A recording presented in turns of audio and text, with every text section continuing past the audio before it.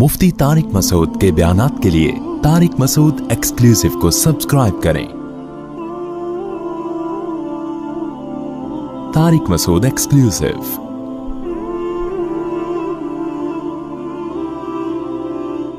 देखो, शरीयत में है किसी को जानी कह दिया तो उसकी इज्जत में कमी कर दी ना आपने। तो इस्लाम में है कि 4 गवाह पेश करो। अगर गवाह नहीं पेश कर सकते तो उल्टा 80 कोड़े जिसने किसी को जानी कहा है ना उसको लगाए जाएंगे, और खुलेआम। हालांकि मुमकिन है उसने वाकई जिना किया हो, इम्कान तो है ना। भाई 4 गवाह जरूरी तो नहीं होते ना कि हर जुर्म पे कोई 4 आदमियों को गवाह भी बना रहा हो।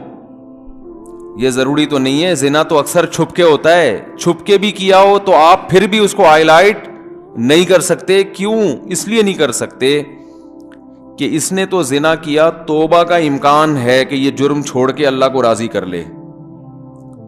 लेकिन अगर पब्लिक के सामने ये जुर्म आ गया तो पब्लिक कभी मुआफ नहीं करेगी, कहेगी है तो वही ना, है तो वही, सारी जिंदगी ताना उसके साथ लाहिक हो गया। तो इसलिए इस्लाम ने कहा कि 4 गवाह अगर तुम्हारे पास मौजूद नहीं है तो कतई नजर इससे कि इसने जिना किया है कि नहीं किया, तुम्हें पेट में क्यों मरोड़ हो रहा है? तुम्हें इसके सामने लोगों के सामने इसको जलील करने का किसने राइट दिया? अरे भाई, शरीयत का मिजाज समझ रहे हो कि कैसा खानदानी मिजाज है इस्लाम का। लेकिन अफसोस इस पर है कि यह मिजाज अब हमारा रहा नहीं है, दीनदार तबके का नहीं रहा यह मिजाज। दुनिया में सबसे मजेदार काम हम लोगों का है इज्जतों को उछालना। दुनिया में सबसे ज्यादा क्लिप वो चलता है जिसमें किसी की इज्जत को, देखो आप एक YouTube पे क्लिप बनाओ, तरबूज के फजाइल, चलेगा? बोलो ना। हालांकि बड़े फजाइल हैं, तरबूज से खून बनता है भाई, सही है ना। बड़ी लोगों की जरूरत तरबूज ज्यादा है। आप एक क्लिप बनाओ शहद खाने के फायदे, इसकी लोगों को जरूरत भी है, और यह भी बता दो कहां खालिश शहद मिलता है सबूत के साथ। तो हर एक को जरूरत है ना खालिश शहद की। चलेगा मार्केट में? थोड़ा सा हो जाएंगे, 2-4 हजार व्यूवर्स आ जाएंगे। आप एक क्लिप बनाओ, उसमें टमाटर के फायदे लिख दो ठीक है ना। तो यानी ज्यादा नहीं चलेगा। लेकिन आप एक क्लिप बनाओ, किसी इज्जतदार आदमी की इज्जत को उसमें उछाला गया हो, फला काम करते हुए पकड़ा गया, काम नहीं बताओ उसमें, फला हजरत फला दामत बरकातुम, या फला अदाकार, या फला कोई सियासतदान, या फला वजीर आजम, या फला कोई सरबरा, कोई भी जिसकी इज्जत हो, क्योंकि बेइज्जती में उसी का मजा आता है जिसकी पहले से इज्जत हो ना। अरे भाई, वो आदमी जो महल्ले में गया था और कह रहा था शुक्र है मेरी इज्जत नहीं है, वो इसी वजह से तो ना कि इज्जत होती तो बेइज्जती होती ना। कोई मशहूर आदमी जिसकी इज्जत हो उसकी बेइज्जती पे क्लिप बना दो तो आपका मरा हुआ चैनल भी जान पड़ जाएगी उसमें। ऐसा चैनल जिसको कोई लिफ्ट नहीं कराता था, ठीक है ना, लोगों को पता ही चलेगा उससे कि ये है। समझ रहे हैं कि नहीं समझ रहे? फला को मैंने फला काम करते हुए पकड़ा गया, काम नहीं बताओ, फिर हज करते हुए पकड़ा गया। नीचे क्लिप में ये हो कि हज करते हुए, ठीक है ना, या चोर को पकड़ते हुए पकड़ा गया। काम अच्छा हो बेशक, लेकिन सिर्फ नाम ही काफी है। कंपनियों में लिखा होता है ना सिर्फ, भाई कंपनी कहती है हमारा नाम ऐसा है कि नाम देख के लोग चीज खरीदते हैं, ऐसा हमने मयार बना लिया है। तो किसी की इज्जत को उछालने का लेबल ही काफी है, अंदर बेशक इज्जत ना उछाली गई हो, यह जरूरी नाम ही काफी है। तो एक तरफ इस्लाम ये कह रहा है कि जिना किया हो, इससे बड़ा कोई जुर्म और इज्जत को खत्म करने वाली चीज है? इतनी बड़ी सजा है जिना पर। इस्लाम को ये इतना बड़ा जुर्म लगता है कि कंवारा करे तो 100 कोड़े चौक में मारे जाएं उसको, और शादीशुदा करे तो رجم کیا جائے, پتھروں سے مار کے ہلاک کیا جائے. اتنا بڑا جرم, اللہ کو اتنی نفرت ہے. تبھی کسی پیغمبر کے نسب میں نا آدم علیہ السلام تک مشرک مرد بھی گزرے ہیں, مشرک عورتیں بھی گزری ہیں انبیاء کے نسب میں, لیکن نہ کوئی زانی مرد گزرا نہ کوئی زانی عورت, تاکہ پیغمبروں کے نسب محفوظ ہو. حدیث میں آتا ہے وَلِدْتُ مِن نِکَاحٍ لَا مِن صِفَاحٍ, آدم سے لے کے آج تک میرے نسب میں نہ کوئی زانی عورت گزری نہ کوئی زانی مرد. پیغمبر کی بیویاں, پیغمبر کی مائیں, نانیاں, دادیاں, آدم علیہ السلام تک یہ نسب ان کا پاک ہوتا ہے, ان میں کوئی زنا نہیں کرتا. حالانکہ غیر مسلم گزرتے ہیں ان میں, ابراہیم علیہ السلام کی اولاد میں غیر مسلم بھی پیدا ہوئے ہیں. تو اتنا غلط, یعنی اللہ کو یہ اتنا بڑا جرم لگتا ہے کہ اس سے نسب خراب ہو جاتا ہے. تو میں یہ عرض کر رہا تھا کہ اسلام میں عزت کی حفاظت کی کتنی ویلیو ہے کہ کسی کو زنا کرتے ہوئے اپنی آنکھوں سے بھی دیکھا تو اسلام میں حکم یہ ہے کہ اس پہ پردہ ڈال دیا جائے, اس کو ہائی لائٹ کرنے کی اجازت نہیں ہے. اگر آپ نے کر دی تو اسلام کہتا ہے 4 گواہ لے کر آؤ.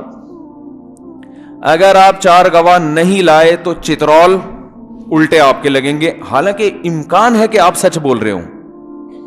تو اب جرم کس بات کا ہے بھائی؟ جرم یہ ہے, ایک اشکال کا جواب دے کے پھر میں بات چلتا ہوں. ایک اشکال یہ ہوتا ہے کہ پھر 4 گواہ بھی نہ لے کے آؤ. بھائی 4 گواہ لا کے تو اور ذلیل کر دو گے نا. ارے پھر اسلام یہ کہتا ہے 4 گواہ ہوں تو بھی گواہی دینے کی ضرورت نہیں ہے, پردہ ڈال دو, یہی کہتا ہے نا. تو یہ کیوں کہا کہ 4 گواہ ہوں تو پھر مقدمہ لے جا سکتے ہو؟ یہ اس لیے کہا ہے کہ معاشرے سے جرم کو ختم بھی تو کرنا ہے نا. کیا خیال ہے بھائی؟ اس میں ایک دوسری حکمت ہے کہ اگر اس طرح سے لوگ کرنا شروع کر دیں اور گواہ بھی ہوں اور سزا نہ ملے تو یہ جرم پھیلے گا. اس لیے جرم کی روک تھام کے لیے حکم ہے کہ 4 گواہ, کیونکہ 4 گواہوں پر سزا مل سکتی ہے مجرم کو, 4 گواہوں سے کم پہ سزا نہیں مل سکتی. تو 4 گواہ ہوں تو گواہی کی اجازت ہے, مقدمہ کرنے کی اجازت ہے.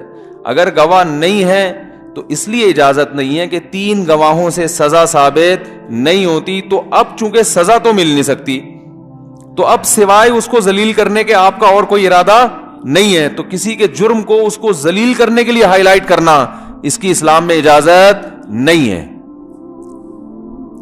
سمجھا پا رہا ہوں اپنی بات؟ تو یہ اجازت نہیں ہے. دیکھو مرد اگر بیوی پہ تہمت لگاتا ہے یہ زانیہ ہے, تو یہ آسان نہیں ہے اسلام میں تہمت لگانا, اپنی بیوی کو یہ کہہ دینا بدکار ہے, یہ آسان نہیں ہے. صحابی آئے, عرض کیا یا رسول اللہ میں نے بیوی کو زنا کرتے ہوئے دیکھا ہے. آپ نے فرمایا 4 گواہ لاؤ ورنہ الٹا تمہارے کوڑے لگیں گے. اب آپ اندازہ لگاؤ, انہوں نے فرمایا یا رسول اللہ میں کہاں سے لاؤں 4 گواہ؟ تو پھر حکم ہوا لعان, ایسا ہی نہیں قبول کیا جائے گا, 4 قسمیں اٹھاؤ. قرآن میں اللہ نے بیان کیا کہ لعنت اللہ علیہ ان کان من الکاذبین, اگر میں جھوٹ بول رہا ہوں تو مجھ پر اللہ کی لعنت. اور 4 دفعہ یہ قسمیں اٹھائے, اور اسی طرح عورت بھی قسمیں اٹھائے. والخامسۃ ان غضب اللہ علیہا ان کان من الصادقین, اگر میرا میاں سچ بول رہا ہے تو مجھ پر اللہ کا غضب ہو. تو یہ قسمیں یہ بھی اٹھائے, 5 قسمیں اور 5 وہ بھی. اٹھانے کے بعد بھائی دونوں نے اٹھا لی ہیں, اس نے بھی اور اس نے بھی, تو ہمیں نہیں پتا کہ کون سچ بول رہا ہے. تو اب یہاں آنے کے بعد یہ ہوگا کہ اسلام یہ حکم دیتا ہے کہ اب یہ دونوں اکٹھے نہیں رہ سکتے, ان کا نکاح ختم ہوگا. وجہ کیا ہے کہ آپ نے ایک طرف اس کو بدکار بھی کہہ دیا اور اب نکاح میں بھی رکھ رہے ہو. تو جب اس کے جرم کو دنیا کے سامنے لانا تھا تو بیوی بنا کے رکھنے کا کیا مطلب ہے پھر؟ میں سمجھ رہے ہیں اسلام کا مزاج کو سمجھانا. میرا مقصد یہاں لعان کی سزائیں یا زنا کی سزا بیان کرنا مقصد نہیں ہے. اسلام کے مزاج کو سمجھانا مقصد ہے کہ بلا وجہ کوئی کام کرنے کی آپ کو اجازت, فری پھوکٹ میں کلپ بنانے کی, ایویں اٹھا کے چیزیں مارکیٹ میں لا رہے ہو, یا فلاں کو یہ کہہ دیا, فلاں پہ یہ تبصرہ کر دیا, یہ پوچھا جائے گا قیامت کے دن. یہ ہلکی بات نہیں ہے. اسلام ہر چیز کی ریزن پوچھتا ہے کہ یہ بات اگر ہوئی ہے, یہ خبر آپ نے نشر کی ہے, تو کیوں نشر کیوں کی ہے, اس کی وجہ کیا ہے, اس کے بغیر کام نہیں ہو سکتا تھا. تو مرد نے بیوی کو کہہ دیا زانی ہے, اپنی بیوی کو کہہ دیا, تو اسلام کہتا ہے گواہ لے کر آؤ, نہیں لا سکتے تو اب عدالت میں 5 قسمیں اٹھاؤ, اور وہ خاص قسم کی قسمیں ہیں. اٹھانے کے بعد اگر آپ نہیں اٹھاتے تو چترول لگیں گے آپ کے. آپ کو اچھا میں نے ویسے ہی کہہ دیا تھا, اب میں عدالت میں نہیں جا رہا. میں تو بھائی کہا کیوں, زبان سے نکالا کیوں, اب نکالا ہے تو بھگتنا پڑے گا, جانا پڑے گا, عدالت میں کیس کرنا پڑے گا, قسمیں اٹھانی پڑیں گی. بولا کیوں آپ نے, ریورس نہیں ہے اس میں. ہمارے یہاں بیٹھ کے تبصرے, پھر اچھا وہ سوری ویسے ہی کہہ دیا تھا, وہ بات تو آگ تو لگ گئی نا. بھائی ایسے ہی چل رہا ہے نا, فلاں کو الزام لگا دیا, فلاں پہ فحاشی کی تہمت لگا دی, فلاں کو چور کہہ دیا, فلاں کو جناب وہ خائن کہہ دیا, تو وہ چل رہا ہے سب. تبصرے آپ دیکھو سوشل میڈیا پہ کیا ہو رہے ہیں.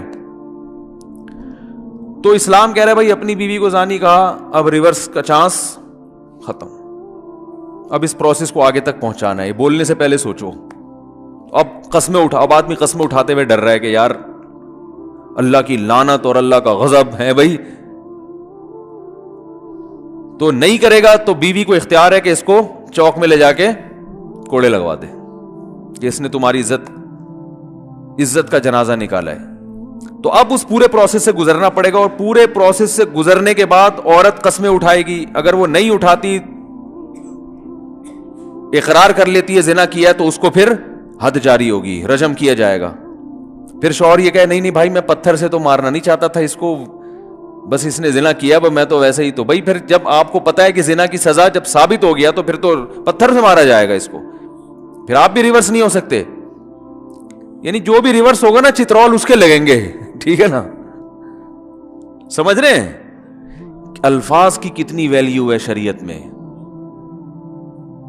یہ تو ملک میں قانون نہیں ہے اسلامی جس سے کوئی بھی اٹھ کے, یہ جو اداکارہ ہیں آج کل وہ جو ہے نا سیلفیاں لے کے دوسرے کو بدنام کر رہی ہیں, اور جو ہے نا راز فاش کر رہی ہیں, تو گناہوں پہ راز تو فاش ہو رہے ہیں, لیکن اسلام سب سے پہلے ان کو چترول لگانے کا حکم دیتا ہے. صحیح ہے نا, سب سے پہلے کیا حکم دیتا ہے, پہلے ان کے لگیں گے چترول.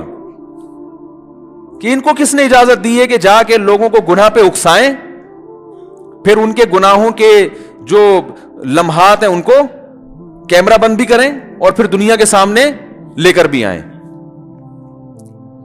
تو پہلے تو یہ مجرم ہے, اس کے بعد پھر دوسرے درجے میں کوئی اور مجرم ہوگا.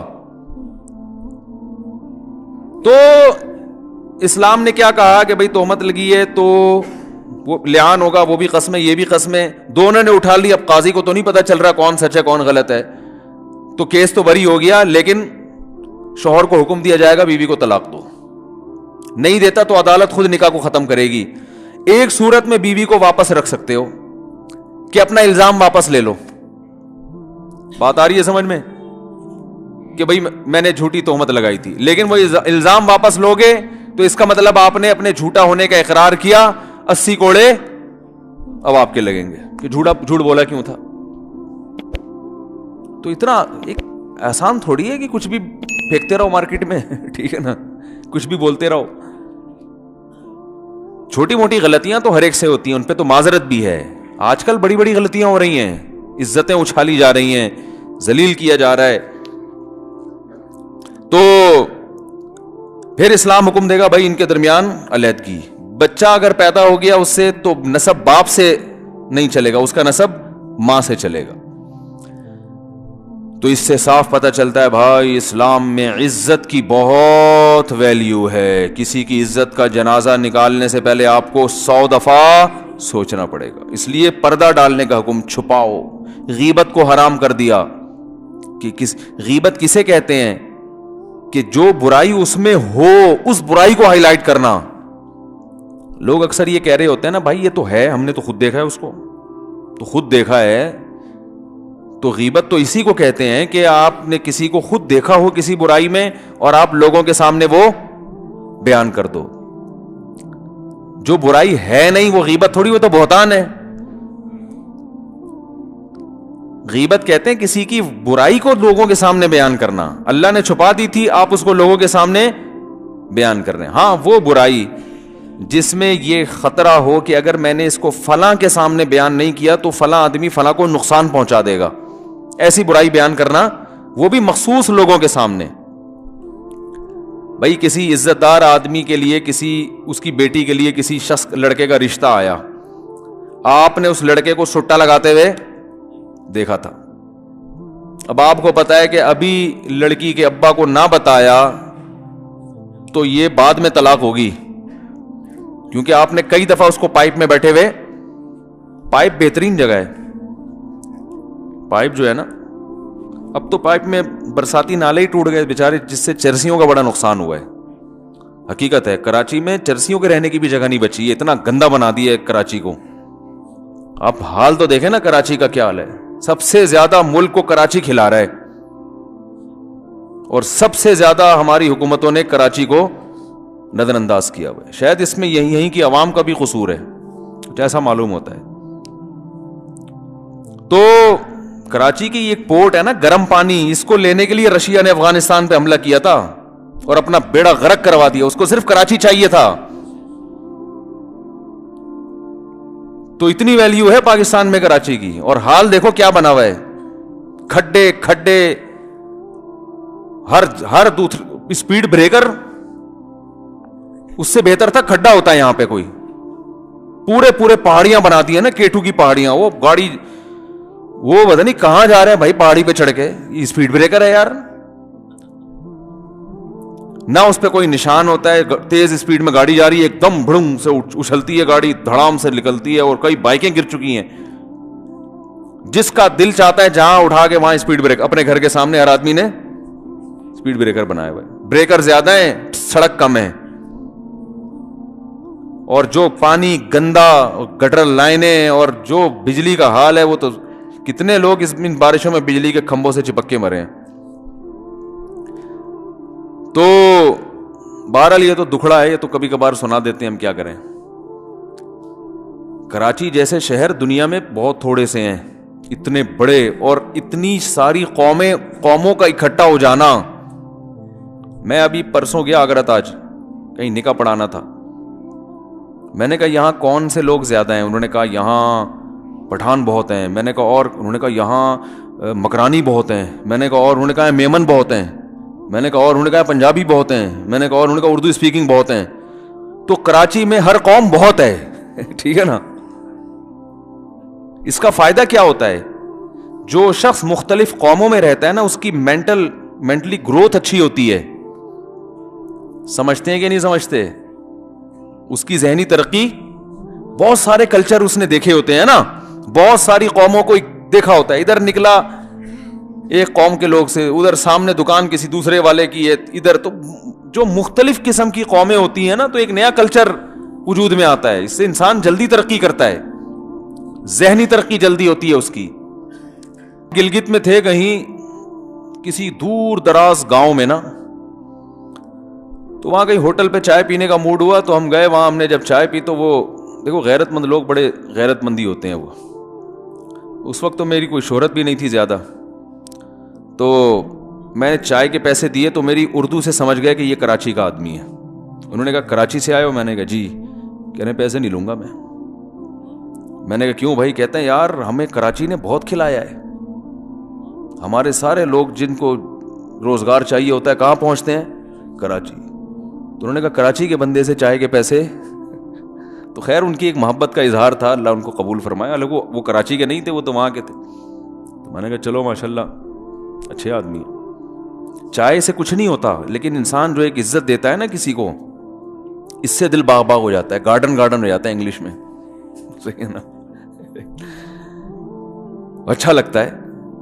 اور خاص طور پر ایک ایسی جگہ پر جہاں بالکل ایک الگ ماحول ہو, آپ کو ڈر لگ رہا ہو کوئی پتھر سے مار نہ دے, بھائی کوئی اپنا تو ہوتا نہیں نا وہاں پہ جاننے والا, بالکل اجنبیت محسوس ہوتی ہے, ڈر ہوتا ہے, پتہ نہیں ان دنوں میں وہاں کے حالات بھی بہت خراب تھے گلگت کے, تو ڈر ہوتا ہے کہ پتہ نہیں کوئی کیا کر دے, کیونکہ بہت سے لوگ لوٹتے ہیں جب پتہ چلتا ہے نا کہیں اور سے آیا ہے, کہتے ہیں اب تو اس کو چائے میں چرس بھی ملا کے دے دو گے, اس کو کیا پتہ چلے گا بھائی ٹھیک ہے نا, اس کی جیب سے جو کچھ ہے وہ بھی نکال لو تو کیا پتہ چلے گا. تو آپ کے ملک میں کوئی, آپ کے علاقے میں کوئی دوسرے علاقے سے آیا ہوا ہو اور آپ اس کو عزت دیں, تو شریعت کی بھی تعلیمات ہیں, مسافر کا اکرام کا حکم ہے نا شریعت میں, مسافر اسے ہی کہتے ہیں جو اس علاقے کا نہ ہو. ہوتا یہ ہے کہ جب کوئی کسی دوسرے علاقے کا آتا ہے تو اس کو چونا لگانا آسان ہوتا ہے, اس کو وہاں کے ریٹ نہیں پتا ہوتے, ٹماٹر کے ریٹ نہیں پتا ہوتے, اس کو کسی چیز کے ریٹ نہیں پتا ہوتے, گٹکے کے نہیں پتا ہوتا کہ یہاں گٹکے میں کیا کیا ڈالا جاتا ہے, تو ریٹ پتہ نہیں ہوتے تو لوگ اس کو بڑا بیوقوف بناتے ہیں بڑی جلدی. تو یہ تو یہاں بھی بنایا جاتا ہے ماشاءاللہ. ایک انگریز ہے, جب اب تو انگریز آج کل شارٹ ہی ہو گئے, ورلڈ ٹریڈ 9/11 کے بعد انگریز مارکیٹ سے کیا ہو گئے, شارٹ ہو گئے ٹھیک ہے. پہلے یہاں گورے بہت آتے تھے کراچی میں, تو ہمارے رکشے والے طبیعت سے چونا لگاتے تھے گوروں کو, ٹیکسی والے اور رکشے والے نا, اس کو کیا پتا بیچارے کو یہاں سے شارع فیصل کا کتنا کرایہ ہے, اس کو ایسا بھر بھر کے ڈالر میں لوٹتے تھے اس کو نا, ہم تو دیکھتے تھے. تو یہ غلط ہے بھائی, کوئی دوسرا آدمی آیا ہے تو اس کا اتنا اکرام کرو کہ جا کے وہ تعریف کرے. بھائی وہاں کے لوگ تو بڑے اچھے ہیں, الحمدللہ اکرام کرنے والے بھی ہیں. ابھی ایک سنا ہے کہ کوئی باہر سے جوڑا آیا تھا, ان کا ایسا اکرام ہوا, خاندانی پنجاب میں آیا, انہوں نے بڑا اکرام کیا, تو جا کے انہوں نے بڑے اچھے کمنٹس تھے ان کے. تو مسافر کا اکرام کرنے کا حکم ہے, اس کو چونا لگانے کی اجازت نہیں ہے.